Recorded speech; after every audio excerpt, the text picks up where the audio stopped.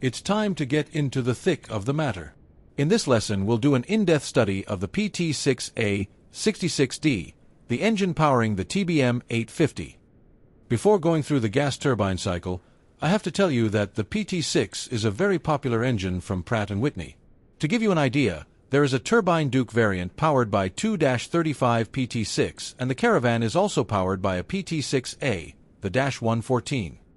The -66D is the largest and most powerful of the three. The small -35 can output 560 horsepower and makes the Duke feel like an even moodier super sports car.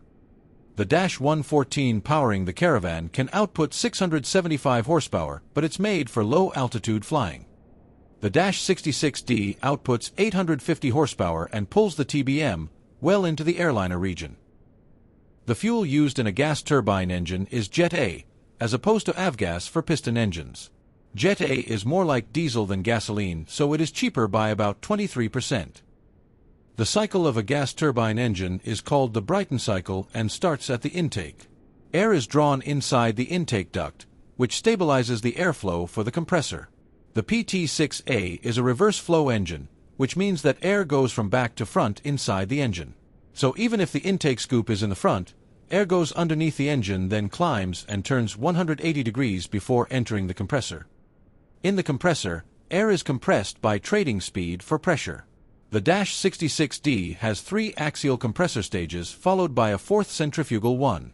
The compressor section increases pressure by about 11 times. This comes at a hefty price, as air temperature also increases 2.15 times. The air then goes inside the combustion chamber where fuel is added and ignited. Temperature grows 1.8 times while pressure suffers a small 2 to 5% drop. This high energetic air is ducted through thin turbine vanes to supersonic speeds and hits the turbine blades, rotating them. So up until now, the engine was slowing down the air to pressurize it. Now, as heat was added, all that potential energy is transformed into kinetic one. Turbines are rotated by high-speed air going through their blades.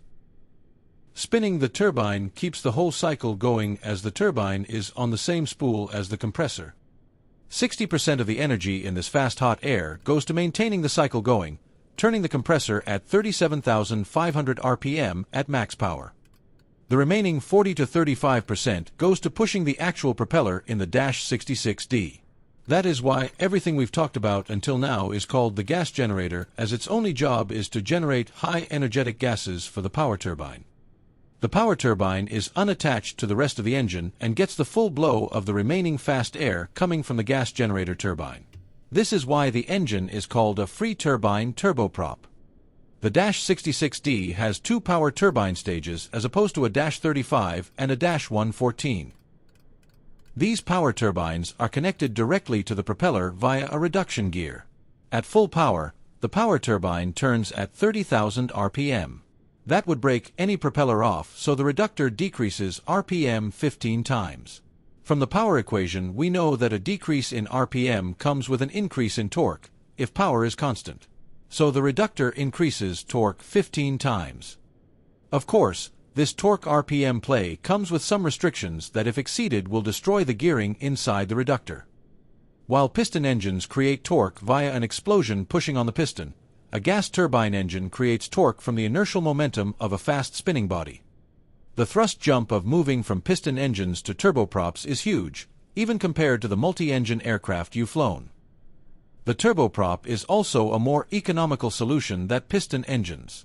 Yeah, down low the PT6 is eating up a lot of fuel, but in normal cruise environment, it outshines even the Comanche at 7.41 nautical miles per gallon. These values are normalized to the price of Jet A versus avgas and to normal cruise speeds. While the piston engine was about internal energy, the gas generator is about kinetic one. As you can see from these charts, piston engines exhaust gases at very high temperatures and pressures. The PT6A's exhaust gases, however, are cooler and less pressurized. But they are highly dynamic at 600 to 700 knots, ready to push on the power turbine blades. After the power turbines, the gases are depleted of most of their energy, though some pressure has to remain in there to make the gases exit into the atmosphere. This difference in pressure between the outside and the inside of the engine pushes the exhaust out the exhaust nozzles and even creates a small amount of thrust. Now, the PT6A66D costs around $1.3 million. It is a very expensive piece of machinery and you have to take care of it. The parameters that the pilot can control to keep the engine within the published time between overhaul value are the interstage turbine temperature and the torque provided. You will find that in the thick air at low altitudes, you'll have to pull back on the throttle lever to obey maximum torque requirements and not break the reductor or the propeller. At higher altitudes, ITT becomes a problem as the fuel control unit is pushing more fuel in an air-deficient environment to maintain power levels. Again, pulling back on throttle is a must. The TBM-850 is an evolution of the TBM-700, which housed a 700 horsepower engine, the PT6A-64. But while housing a 21% more powerful engine, the airframe did not change, especially the horizontal stabilizer and the rudder. This meant that those 150 extra horsepower could practically take the aircraft off the runway because of the extra torque and P-factor, coupled with an inefficient rudder at low rolling speeds. That's why the engineers at Daher flatted the rating of the -66D engine via a torque limiter. The pilot uses the flaps lever to move into the 850 mode. As this position is above the flaps up 1, 850 mode can only be engaged when flaps are up. In the 850 mode, the throttle lever can be pushed forth all the way to 121.4% torque, which coincides with the sea-level 850 horsepower output. In the takeoff mode, the limiter keeps torque below about 105%, but you shouldn't rely on it to keep the engine safe. Always exert throttle diligence. At this school, we only get into the 850 mode above 10,000 feet density altitude, which you can read on the ETM air data pages.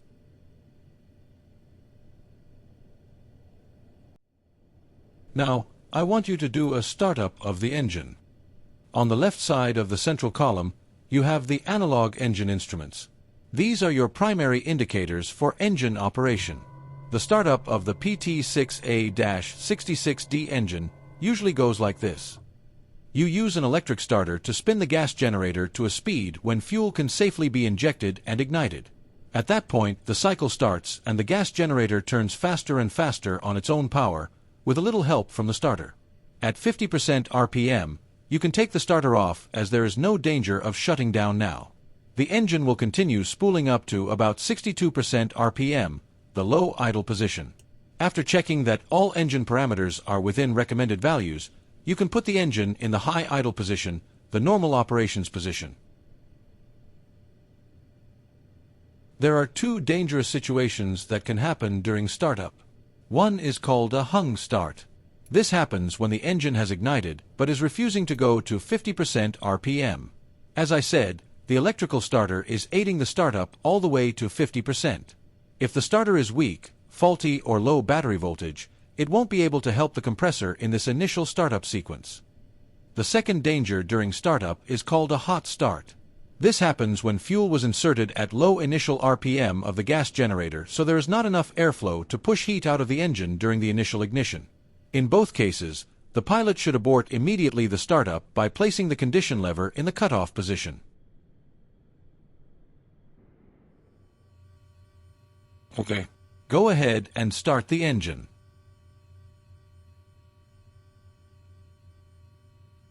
The first thing I would do is to switch the ETM to the low V-high ITT page.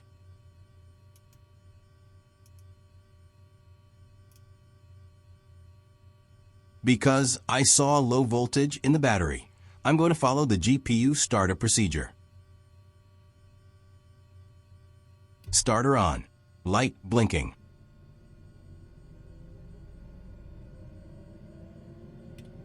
NG is spooling up, power turbine turning.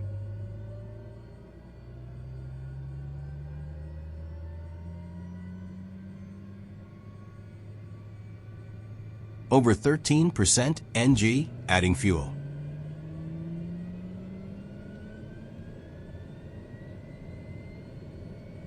$717 max ITT. 50%. Starter off.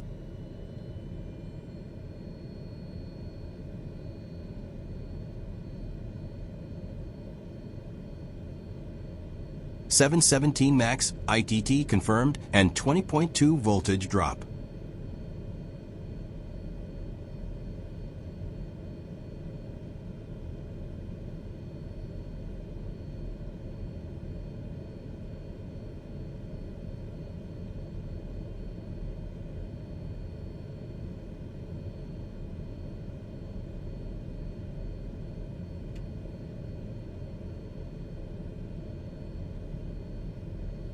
Disconnecting the GPU.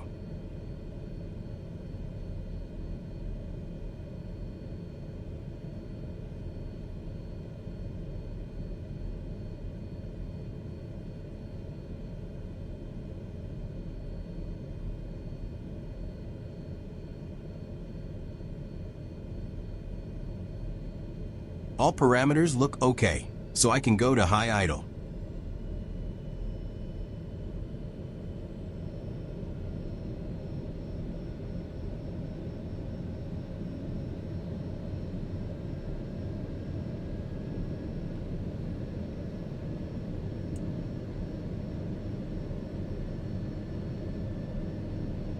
All systems can now go to normal operations, as we have a good start.